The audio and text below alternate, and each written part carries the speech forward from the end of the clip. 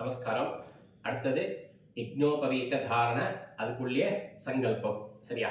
குட்டிக்கவங்க எல்லாருமே. शुक्लांबरधरं विष्णुं शशिवर्णं चतुर्भुजं प्रसन्नवदनं ध्यायेत् सर्वविघ्न उपशान्तये. ओम भूः ओम भुवः ओम सुवः ओम महः ओम जनः ओम तपः ओम सत्यं ओम तत्सवितुर्वरेण्यं भर्गो देवस्य धीमहि धियो यो नः प्रचोदयात्. ओमापः ज्योतिरसः अमृतं ब्रह्म भूर्भुवः सुवरोम्. ममोपात्त समस्त दुरितक्षयद्वारा श्री परमेश्वर प्रीत्यर्थं श्रौत स्मार्त विहित नित्यकर्म सदाचार अनुष्ठान योग्यता सिद्ध्यर्थं ब्रह्म तेजसः अभिवृद्ध्यर्थं यज्ञोपवीत धारणं करिष्ये. அப்படின்னு பஞ்சபாத் ஜலத்தை தொட்டு கை வாஷ் பண்ணிக்கோங்க. வாஷ் பண்ணிட்டு பிரார்த்தனை பண்ணிக்கோங்க. சொல்லுங்க.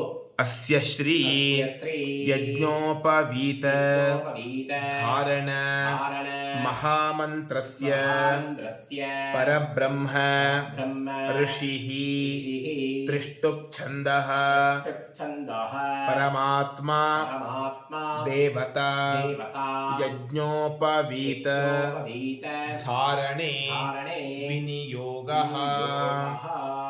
பிரம்மச்சாரி இருக்கிறவா ஒரு புனல் எடுத்துக்கோங்க.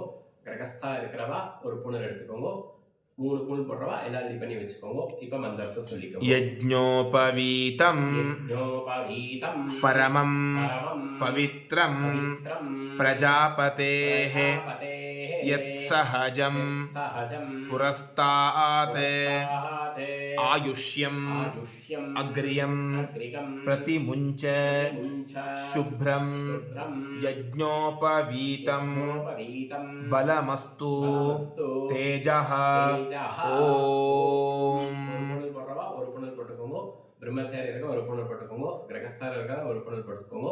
அடுத்து ரெண்டாவது புனல் போடுறவா ரெண்டாவது புனல் எடுத்து மந்திரத்தை சொல்லிக்கோங்க. यज्ञोपवीतं परमं पवित्रं प्रजापतेः यत्सहजं पुरस्तात् आयुष्यम् अग्र्यं प्रतिमुञ्च शुभ्रं यज्ञोपवीतं बलमस्तु तेजः.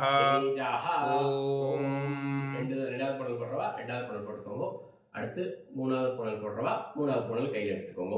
यज्ञोपवीतं परमं पवित्रं प्रजापतेः यत्सहजं पुरस्तात् आयुष्यम् अग्र्यं प्रतिमुञ्च शुभ्रं यज्ञोपवीतं बलमस्तु तेजः.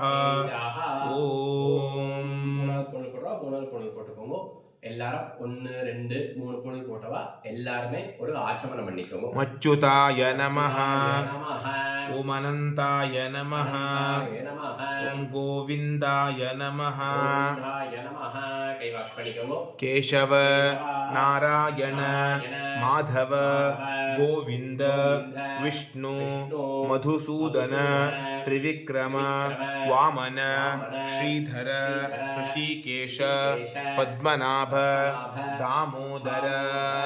ஒரு புனல் போட்டுருக்கவா ஒரு புனல், ரெண்டாவது புனல் போட்டுருக்கவா ரெண்டாவது புனல், மூணாவது புனல் போடுறா மூணு புனல் எல்லாருமே பழைய புனலை அழிக்கணும். மந்திரத்தை சொல்லிட்டு பழைய புனலை எடுத்துருங்க. उपवीतं உபவீதம் भिन्नतन्तो தந்தோ जीर्णं ஜீரணம் कश्मलदूषितं தூஷிதம் विसृजामि விசர்ஜாமி जले ஜலே ब्रह्मवर्चः பிரம்மவர்ச்சः दीर्घायुः தீர்காயுः अस्तु मे அஸ்துமே. அந்த பழைய பொருளை அவுத்துட்டு லைட்டாக ஜலத்தை புரோக்ஷனம் பண்ணிட்டு உங்களுக்கு வடக்கு பாகத்தில் போட்டுடுங்க. போட்டுட்டு கை வாஷ் பண்ணிக்கோங்க. இது யக்ஞோபவீத தாரணம். இது ஒரு பார்ட்டு உங்களுக்கு ஆச்சு.